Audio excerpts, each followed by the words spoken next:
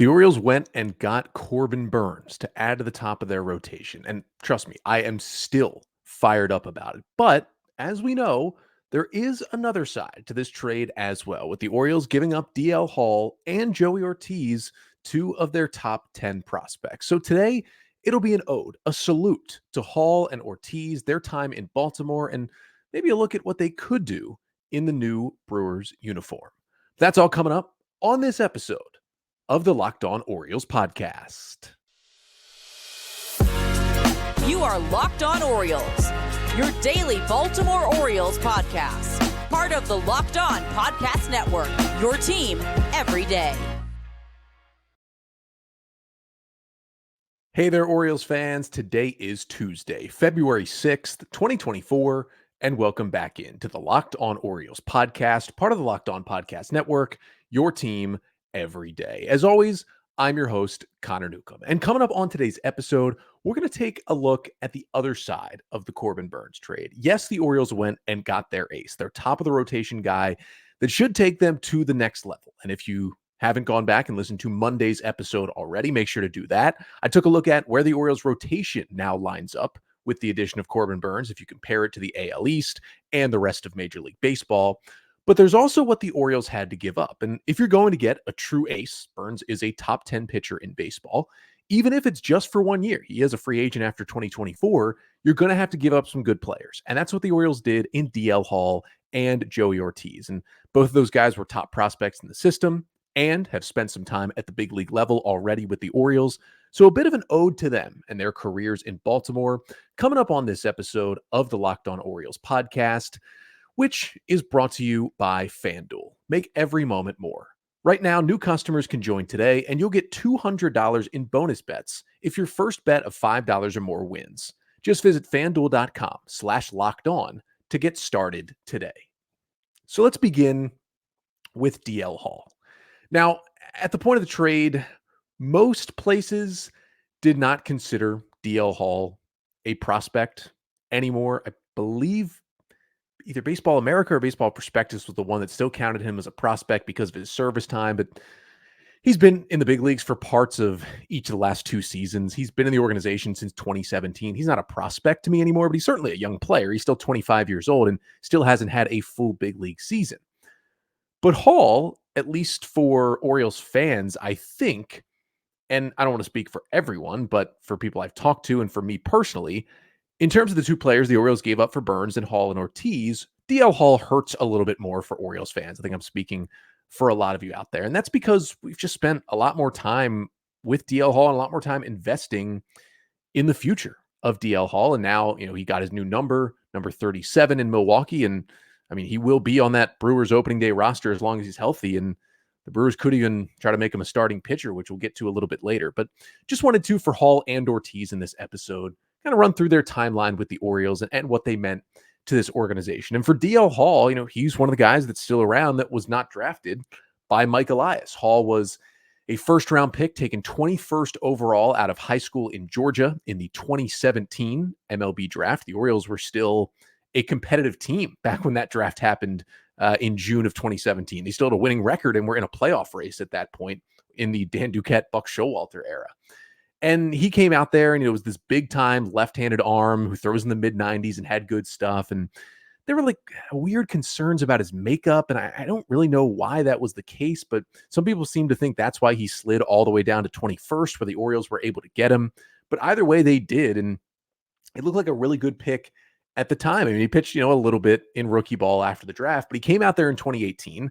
The Orioles sent him to Low A Delmarva, and it was incredible what he did as a teenager in Delmarva in 2018. Hall threw 94 and a third innings that year and had a 2.10 ERA with a 26% strikeout rate. And now he did walk 11% of his batters, which is, fairly high, but that was the DL Hall thing. But the second half of the 2018 season in Delmarva is one of the greatest minor league pitching performances you'll ever see, basically from anyone. Hall, in the 53 innings he threw in the second half of that season, had a 0.82 ERA for the Shorebirds. Nobody was hitting him. He gave up 32 hits in 53 innings. And Nathan Ruiz, who, has just stepped away from covering the Orioles, but did a great job for years and years, actually wrote a story in spring training of 2019 just about, what DL Hall did to be so good in that previous season. He talked about how Hall's curveball was his number one, his kind of go-to off-speed pitch behind his 95-mile-per-hour fastball when he was coming out of the draft. And he was working through that season in Delmarva, and he was having success, a lot of it just overpowering hitters. But Hall kept saying he was just losing the feel for that curveball, which was his best strikeout pitch. And so he had always thrown a changeup from time to time in high school, but it was kind of like his number 4 pitch.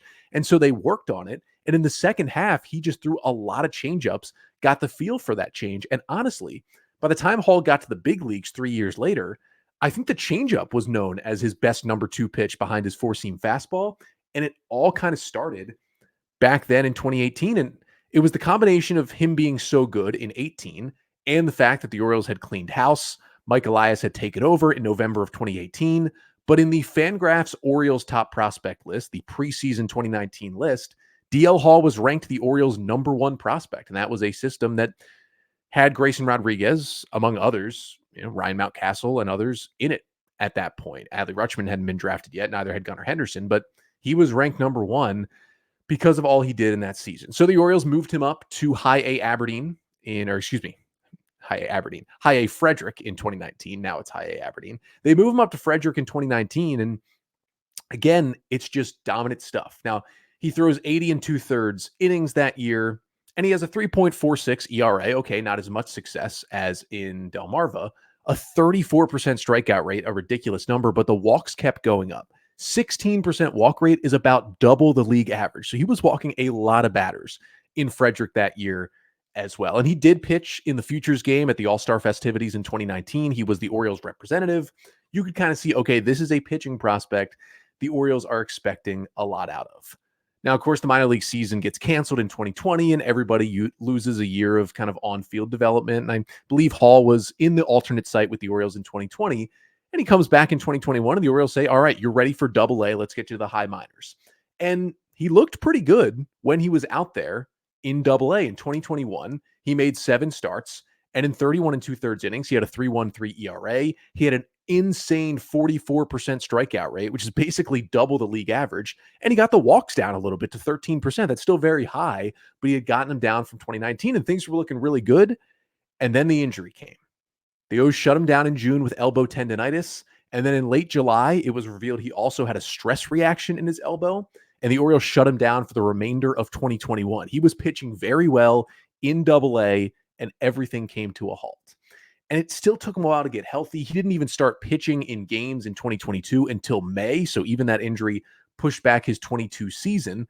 But in 2022, he was able to kind of get back to it. And he goes to AAA. And while he was giving up more runs, it was still big strikeout numbers. 76 2/3 innings, a 4.70 ERA, 36% strikeout rate, great. 14% walk rate. Again, still a huge issue with the walks, but he's still working as a starter to this point. And he's pitching well enough that the Orioles needed a spot start. And so on August 13th of 2022, with the Orioles at the Trop, they called up DL Hall to make a start on a Sunday for his major league debut. And it was mixed results. 3 2/3 innings, 5 runs on 5 hits, 6 strikeouts, and 3 walks. Hall certainly showed the stuff. He also showed what hampers him in that lack of command and the inability to put hitters away at times and run up his pitch count as well. And then he was immediately sent back down to AAA Norfolk after the game. It was kind of an odd scenario at that point. If you remember back in 2022, and the Orioles called him up, he made 1 start. They send him back down and they said, okay, you're going to go work as a reliever. And then once you feel comfortable there, we're going to call you up into the big league bullpen, because the O's were vying for a playoff spot down the stretch in September of 2022, and they felt like they needed Hall as a reliever. And many people thought to that point, if you just move this guy into the bullpen and have him let it loose, this is going to be an incredible pitcher. And they did send him to the pen, and when he came back on September 3rd as a relief pitcher, it was really good down the stretch. Now, it was only 10 innings, but he struck out 13 batters and walked just 3, had a 3.6 ERA. Things looked really, really good. And we thought, okay, at worst, DL Hall is in the bullpen on opening day of 2023, and maybe he can still compete for a starting spot. And the plan was for him to come into spring training of last year and compete for one of those starting rotation jobs. But the injuries popped back up again. He had a back injury in the offseason. He was unable to ramp himself back up fully as a starter. The Orioles did have the option, though, of putting him in the big league bullpen to start the year, but they instead, Mike Elias decided they'd rather him be a starter and build up to do that in AAA. So Hall again started the season in AAA Norfolk to begin 2023. And he started building up as a starting pitcher. And the Orioles called him up for like one relief outing, a long relief outing in a doubleheader in Detroit in late April. That was kind of the one call up there, but mostly he was in AAA Norfolk. Again, he was striking out a lot of batters, walking a lot of batters, and the ERA was up over 4. And, he just wasn't looking like the same DL Hall. And so the Orioles announced then that he was going into a deloading program. And essentially in June, the Orioles sent DL Hall down to Sarasota, not really even to pitch in like FCL rookie ball games, but to just work out and work on his stuff. And the reporting after it was that a lot of it was actually DL Hall's idea. It wasn't just the Orioles saying he's going to leave Norfolk and go do this because he had the back injury. Apparently, he was never really able to get back on his lifting program, get his strength back in the offseason. And that's why his fastball velocity was down early in the year. Hits were up and ERA was up in AAA Norfolk last year. So they sent him down basically to Sarasota. He worked out, he worked on his stuff, and essentially didn't pitch in a game for a month. But he returned to Norfolk, and the velo was up, and they put him in the bullpen again and said, you're going to be a reliever. You're going to help this AL East winning team down the stretch. And when Felix Bautista went down with the elbow injury in late August, DL Hall was the call-up to replace him. And once again, he was dominant in that stretch out of the bullpen. 16 1/3 innings out of the pen down the stretch for the Orioles, 2.76 ERA, 24% strikeout rate, and a minuscule, especially for DL Hall, 6% walk rate in that time. He had seemingly fixed the command issues. And you could make a strong argument that once Felix went out in late August, DL Hall was the Orioles' best reliever from then until the end of the season. That's how big he was for the O's bullpen. And he came in the postseason. Remember, he pitched in those 2 games, went 3 1/3 scoreless with 1 hit, 6 Ks, and 1 walk. He was one of the O's best players when they were swept in the ALDS by the Rangers. I mean, it was a huge finish to the season for DL Hall. And despite all of that, Mike Elias was still saying this offseason, we still view DL Hall as a starter. He's going to get a chance to be a starter in Sarasota in 2024.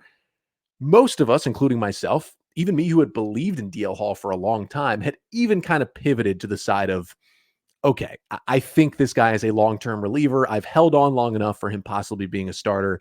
This looks like a dominant relief pitcher. And I was even saying, hey, I know Felix Bautista's out, and I know the Orioles signed Craig Kimbrell, future Hall of Fame closer, to a 1-year deal to replace him for 2024. But I was saying that, hey, if Kimbrell starts to struggle and loses that job, DL Hall could be the first guy the O's look to fill in as closer at some point this season. I truly believed that, but we're not going to get to see it happen. DL Hall, of course, traded to the Brewers in the Corbin Burnes trade last week. And I really think for me and for a lot of Orioles fans, it's almost kind of a cliffhanger on DL Hall, right? Because we never got the full answer on what he was going to be. And we're going to see it. We're going to see it play out in Milwaukee. And that's going to be nice, at least for him as a person, to see it happen. But it stinks that we're not going to see it happen in an Orioles uniform. I wanted to see, okay, what that finally looked like for DL Hall. What does he look like when he finally gets a full season in the big leagues? Remember, he was drafted in 2017. It's now 2024, and he still hasn't had a full major league season, despite being a first-round pick and a top prospect, and a guy who's been in the bigs since 2022. Just breaks didn't go his way at times with injuries and different things. And here we were, we just never got to see it end. I do think that if he were still here, he probably still would have been a reliever in the Orioles bullpen to begin the year, but he would have been on his first opening day roster. And at the very least, even if we saw a full relief season, we would have gotten finally a look, okay, who is DL Hall really? And I think that'll always be a kind of a what if question, is like, who could DL Hall have been if he had stuck it out with the Orioles? But I am happy for him too, because I think he could get a new start in Milwaukee, and we'll talk about that a little bit later, but it does hurt a little bit, right? I love having Corbin Burnes. It's amazing. It makes the Orioles so much better. I'd do this trade again in a heartbeat. Doesn't mean it doesn't have to hurt a little bit to see DL Hall in another uniform. And just, I put a lot of like emotion and energy into DL Hall and watching his development. I think a lot of Orioles fans did too. And it stinks to not see it play out towards the end, but hopefully he can write his next chapter of a full season in Milwaukee this year. But Hall was not the only guy going to Milwaukee in that trade. Of course, the Orioles gave up Joey Ortiz as well. And he may not have the same connection that Hall does to Orioles fans, but he was certainly a guy where we also had those questions like, if he gets the chance, how good can he be? We're never going to see it, but I want to talk about what he built himself up to and how he changed his game throughout his time in the Orioles system. That's coming up next. But first, this episode of the Locked On Orioles podcast is brought to you by eBay Motors. Now, passion, drive, and patience. That's what brings home the winning trophy, and it's also what keeps your ride or die alive. eBay Motors has everything you need to maintain your vehicle and level it up to peak performance. From superchargers, roof racks, exhaust kits, LED headlights, and more, whether you're into speed, power, or style, eBay Motors has got you covered. With over 122 million parts for your number one ride or die, you'll always find exactly what you're looking for. And with eBay Guaranteed Fit, your part is guaranteed to fit your ride every time or your money back. Because with eBay Motors, you're burning rubber, not cash. So with all the parts you need at the prices you want, it's easy to turn your car into the MVP and bring home that win. Keep your ride or die alive at ebaymotors.com. Eligible items only, exclusions apply. eBay Guaranteed Fit only available to U.S. customers.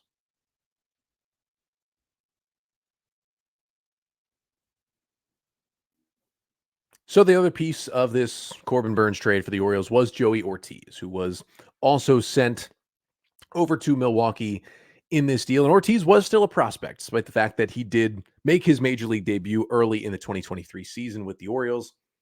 He was the O's number 6 ranked prospect on FanGraphs, consensus top 10 guy in the O's system, and bouncing around different places. But in a lot of lists over the past year, Ortiz had been ranked a top 100 prospect, kind of in the back half of the top 100 at a lot of outlets. A lot of people were very high on Joey Ortiz, and we won't get to see what he can do at the big league level with the Orioles. But Ortiz, not as much prospect pedigree as DL Hall. He was still a high pick, but a 4th round pick, not a 1st round pick, and also was a Mike Elias draft pick, the first Elias draft in 2019. They took Ortiz in the 4th round out of New Mexico State. Now, Ortiz, when he was drafted, was known as an elite glove first shortstop with some questions about the bat. Now, he had some gaudy numbers offensively at New Mexico State, but with ballpark environment and the league they play in, that park and that team, New Mexico State, inflates offensive numbers maybe more than any Division I ballpark in college baseball. That's New Mexico State. They have a lot of success because of it too, but teams know that, okay, you see a guy hitting 390 at New Mexico State, that's maybe not exactly his true talent. And for Joey Ortiz, his true talent was defense. And he went to short season Aberdeen and had a 93 WRC plus for the second half of the season and played really good defense. And he kind of showed what we thought he would be. 2020 season gets canceled. He's kind of seen as like a 35 plus future value prospect. You know, at FanGraphs, Eric Longenhagen writing about how the ceiling for Joey Ortiz is a utility infielder at the big league level because of the defense, but we need to see the bat coming around. Well, he goes to high A Aberdeen in 2021, and he does have a 123 WRC plus there, but does not hit a homer. And again, just not really flashing a lot of power. Then he does move up to double A, and he flashes a little more power, and he continues to hit. But then he gets hit with a shoulder injury. His bat is just starting to break out, and he basically misses the entire second half of the 2021 season with that shoulder injury that we thought, is that going to stunt his breakout? Was that really going to be his chance? But he comes back in 2022, goes back to double A Bowie, and the breakout just kind of continued with the healthy shoulder. Had a 115 WRC plus and hit 15 homers in about 500 plate appearances in double A. He gets called up to triple A Norfolk at the end of the year, gets 115 plate appearances, and has a 154 WRC plus. Ortiz hit 346 down the stretch for the Tides in 2022. And all of a sudden, Joey Ortiz went from elite glove, questions about the bat, he'll be a fringe major leaguer, to elite glove, really good stuff with the bat. If he can follow it up in 2023, this could be an everyday shortstop, if not better, in Major League Baseball. And that's basically what continued to happen for Joey Ortiz. He was sent down to AAA to begin the season in 2023. He certainly competed for a big league role in spring training, but did not win one. The Orioles had a lot of infielders, as we know.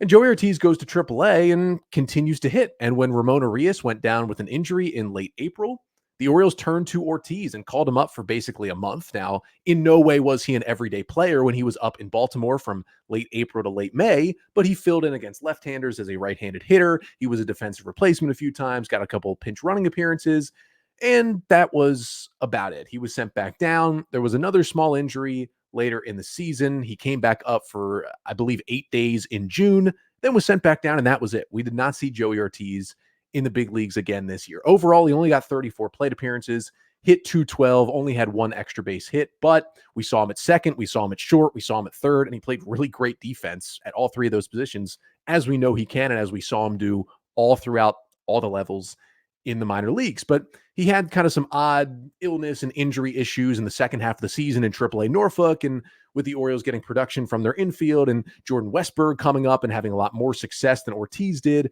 there kind of wasn't a great spot for him on the big league roster down the stretch. So Ortiz just stuck around in AAA, and he put up good numbers again, about 400 plate appearances, had a 121 WRC plus, he had a 321 batting average. Like, he continued to hit in AAA despite missing some time. And the questions kind of still prevailed about what his role would be into 2024. We thought, okay, he's got a better shot to make this team. Can he basically replace Ramon Urias' job, but be younger and cheaper and maybe have a higher ceiling on his bat? Because we know he can play all three infield positions at an elite level. We know he's a right-handed bat. And in AAA, he was showing that he could hit a little bit. You know, he changed as a prospect. That 35-plus future value guy turned into a top 100 prospect with a 50 future value that Eric Longenhagen's writing about being an everyday shortstop at the big league level. That is how much the bat had improved. He had switched a little bit in his swing and his stance, and he had gotten healthy, and he was putting up some great numbers. I mean, his max exit velocity in AAA Norfolk in 2023 was 114.9 miles per hour. That was the hardest hit ball anyone hit in AAA Norfolk.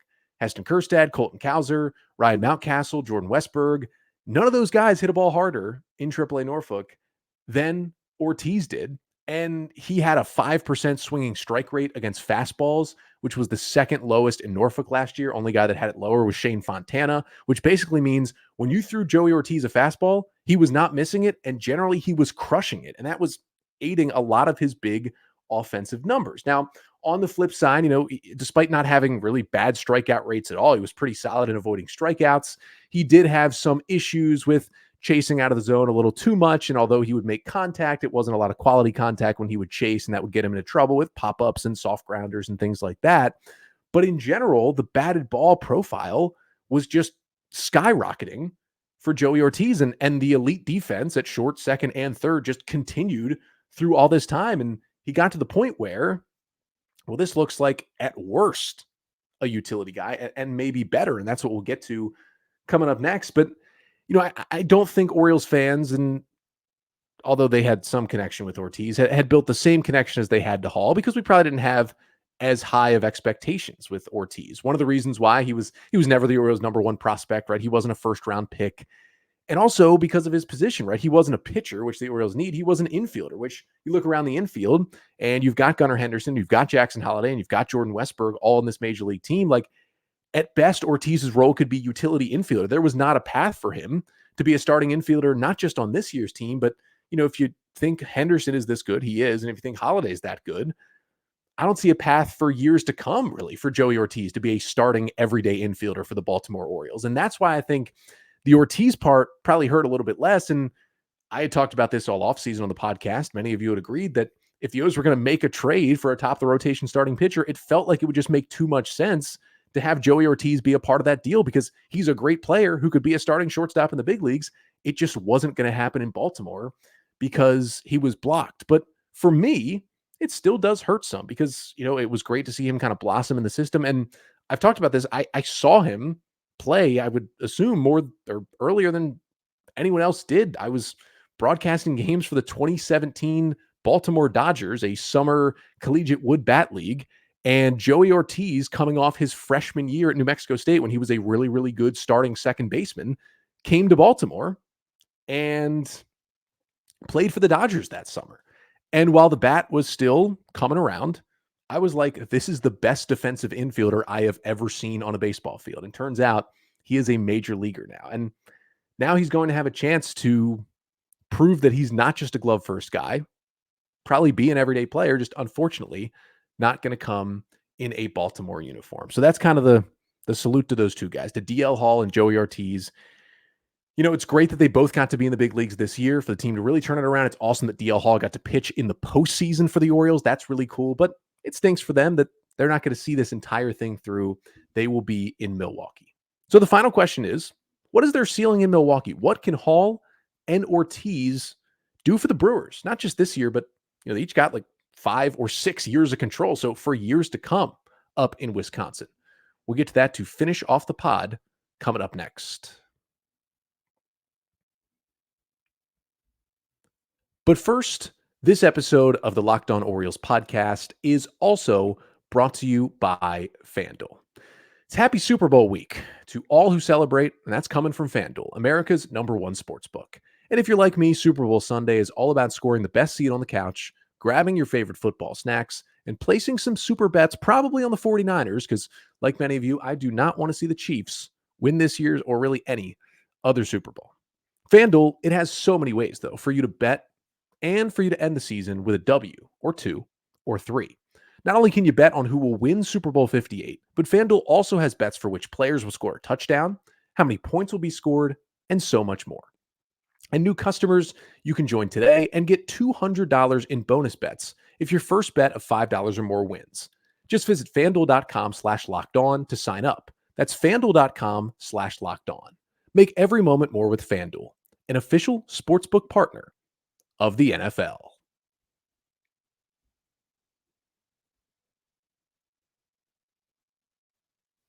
We love having Corbin Burnes. We do. But it is a little sad that DL Hall and Joey Ortiz are no longer Orioles. And they will step into a Milwaukee Brewers uniform. And I mean, most likely, both of them are going to be on the Brewers opening day roster. And that's what I want to get to here to finish off the pod. Just what is the role for those two in Milwaukee? Because I know I'll be doing it. I'm sure a lot of Orioles fans will as well. At the very least, kind of be tracking the box scores to keep up with their careers. And for me, I'll be turning on some Brewers games, especially if DL Hall is a starting pitcher. And that's where I want to begin here with DL Hall, because we had gotten to the point. Now, he would have had a chance, if he were here and Corbin Burnes were not, of getting into the rotation. But it was a long shot for DL Hall, I think, to be a starter for the Orioles this year. He was going to be a big-time bullpen piece, but not a starter. Now in Milwaukee, he's got a straight line, really, into the starting rotation as long as he stays healthy and pitches well enough in spring training. Even if he's just going to be like a 5 and dive guy, which means, you throw a lot of pitches, you throw 5 good innings, but you run your pitch count up and you leave the game after that, which is probably the DL Hall profile as a starter. He could be that for Milwaukee, because after losing Brandon Woodruff to injury and then trading away Corbin Burnes, the Milwaukee Brewers rotation, while Freddie Peralta, yeah, he's great at #1. After that, it's Wade Miley, Colin Ray, and Joe Ross, and then question mark as their #5 starter, which DL Hall is probably going to win that #5 spot in the Brewers rotation. I mean, they got certainly some other young prospects who are competing for that spot, and they'll bring in a couple more veterans as well. But I think Hall can easily win a rotation spot if he seems to have the endurance to do it for the Brewers. And we don't know how the stuff will look as a big league starter throughout an entire season. As a reliever last year, 96-mile-per-hour fastball up to 99, opponents hitting only 200 against it. The slider was a little bit of an issue. He had command problems with it, wasn't using it to put away lefties. Then he's got the changeup, which to me is like that difference maker pitch, had a 36% whiff rate. That is the pitch that DL Hall uses to neutralize right-handed batters. And then his curveball, which used to be his top off speed, it's now his #4 pitch, but he can still kind of drop it in for a called strike at any time. And I think that curveball is going to be really helpful as a starter. You'll see it more and more if he does become a starting pitcher in Milwaukee. But I think if he's a reliever for the Brewers, he could be like Josh Hader level. He could be their replacement for Josh Hader. That's how good I think DL Hall could be as a back-end reliever.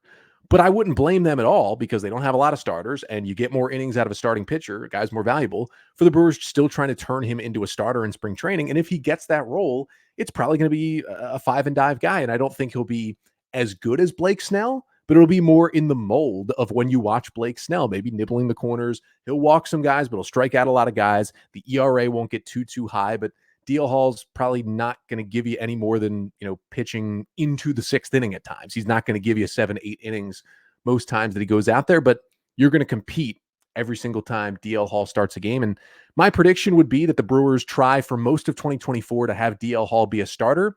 And then by 2025, he settles in as a full-time reliever from Milwaukee and becomes a really good back end of the bullpen piece for the Brewers.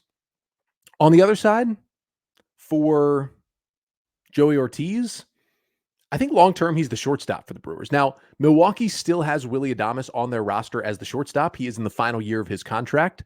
The fact that they have traded Burnes tells me they might be looking to trade Adames as well. If they hold on to him, though, the Brewers still do have an opening at third base. Bryce Terang and others play second. Adames plays short.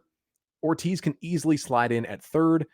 He can play some second. And if they do trade Adames, Joey Ortiz is going to be the opening day starting shortstop for the Milwaukee Brewers. And even if he's not now, I think on opening day of 2025, that is Ortiz's role. And I'm not sure if he's ever going to be an all-star shortstop. And I'm not sure he's ever going to hit as well at the big league level as he did in AAA.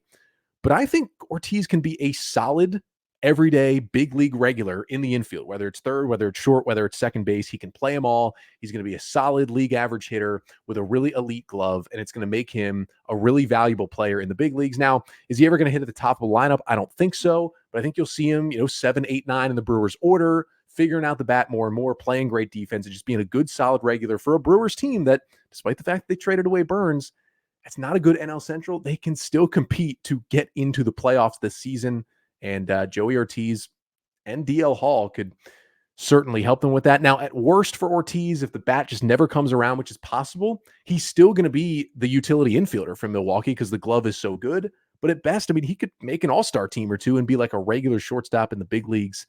And I hope for him, especially because, they're in the NL. And yeah, go ahead, help out the Brewers. It's kind of a fun team to cheer for. I will certainly be rooting for Hall and Ortiz. Ortiz kind of got I got to interview him multiple times, was working with him entire summer. And for DL Hall, he was here so long. You look at, there's only a handful of guys: Felix Bautista, Austin Hayes, Cedric Mullins, John Means, Keegan Aiken, Ryan Mountcastle, Ryan McKenna, Anthony Santander. Those are the only guys that have been in the Orioles organization for longer than DL Hall has. Hall has been around for a long time, and I know it hasn't resulted in a lot of big league time, but he's been a big part of Orioles fandom and this rebuild happening, and he will be elsewhere. But at the end of the day, it all does hurt. But that is the price of doing business. Corbin Burnes, a legit ace, a top 10 pitcher in baseball, is atop the Orioles rotation. That's what it takes. And honestly, it felt like the Orioles could have given up more, and they didn't. It felt like they came away with a win in this trade. But I don't want to disparage what Ortiz and Hall are. Those are good prospects. They could be really good players for the Brewers. I honestly think this trade could come out as a win-win for both teams. It doesn't happen a lot, but not everybody has to have a trade where only one team wins. Both can win. I think that could happen here in this Corbin Burnes trade, and hopefully it ends in a World Series ring right now for the Orioles and maybe one in the future for the Brewers as well. But that'll do it for today's episode. Thank you so much for tuning in. Remember, we are back to our regular quote-unquote in-season schedule here on the pod, which means we are going 5 days a week, Monday through Friday. So make sure to leave a rating and a review, 5 stars if you can, wherever you listen. And make sure to like, comment, and subscribe to the Locked On Orioles YouTube page. I want to thank you all for your support last week on the podcast and your continued support as well. But we had some big episodes last week, right? Had the breaking news of John Angelos selling the team to David Rubenstein, and then had the breaking news of the Orioles acquiring Corbin Burnes from the Brewers. Those 2 live episodes combined with some other content last week, we were the number 11 ranked baseball podcast in America last week in terms of listens and views. Not just Orioles podcast, not just team-specific podcast, 11th baseball podcast in America. That is all thanks to you all. Thank you so much for that. Let's keep it up every week as we get closer and closer to the season. I'll be back tomorrow. We're going to take a look at relief pitching for the Orioles because although they got Corbin Burnes, they are down a pretty good reliever, a guy that I think in DL Hall, the O's were going to rely a lot on in the bullpen. And not only that, Shintaro Fujinami, the Orioles' final remaining free agent, well, he signed with the Mets late last week. So putting that all together, do the Orioles need to go out and get one more reliever before spring training begins? I'll break down that question coming up tomorrow. But until then, I'm Connor Newcomb, and this has been the Locked On Orioles podcast, part of the Locked On Podcast Network. Your team every day.